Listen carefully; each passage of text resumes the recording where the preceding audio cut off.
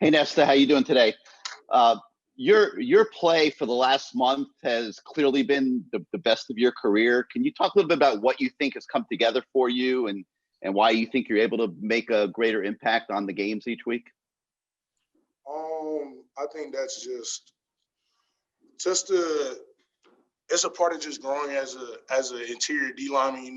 It's not easy to just coming and making an immediate impact. Sometimes just learning and growing more into your body and just learning more techniques and just refining your technique. Things like that. Just every week, really, just trying to get better.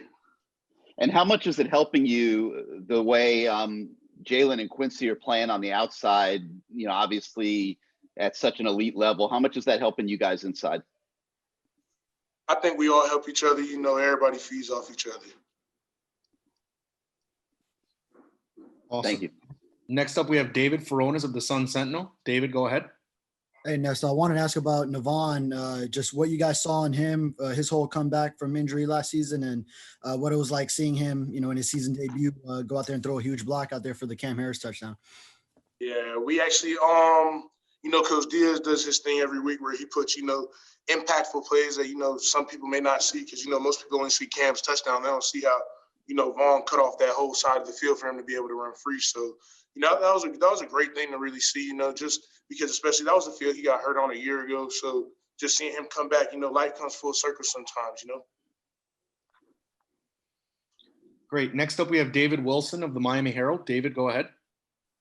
Hey, Nesta. You guys were obviously a little shorthanded at defensive tackle Saturday. Kind of curious what you thought of, guys like Jordan Miller and some other guys who maybe had expanded roles on Saturday, and just kind of generally some of the younger defensive linemen who we haven't gotten to see a lot this year, but might have a bigger role next season. What have you kind of thought of some of those guys?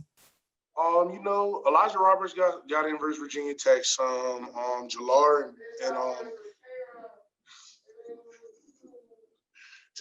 and Bliss had a very expanded role this past week. And, they definitely seem comfortable, and they've been working very hard. All the guys that play behind us, they're all just waiting for their turn. And I think no matter who you stick in there, that you get a good result.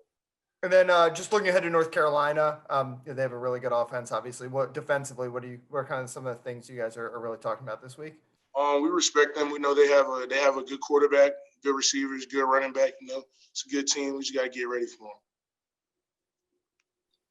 All right. Next up, we have Manny Navarro of The Athletic. Manny, go ahead.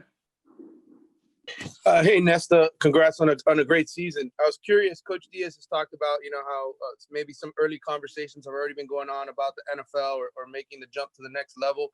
Is it something that you're considering at all? I mean, you're a junior already and you had a great season, so I'm curious if it's on your mind. Right now I'm just focused on North Carolina and, getting this W. We're 8-1 right now, and, just 9-1 would be great coming from a 6-7 season. And then as a follow, you obviously have played next to so many great defensive ends and Jalen Phillips this year. I was curious how maybe he's similar in some ways to Greg Rousseau and maybe in some ways how he's different, if you could just sort of compare what it's like playing next to those guys. I think they're both great players. They both dome that 15 very well. And, they're similar body types, but they both just bring a very unique thing to the game, and they're their own unique skill sets that leave a mark on the game, as you can see. Thanks. All right, Nesta, thanks for taking the time to talk with us, and good luck on Saturday.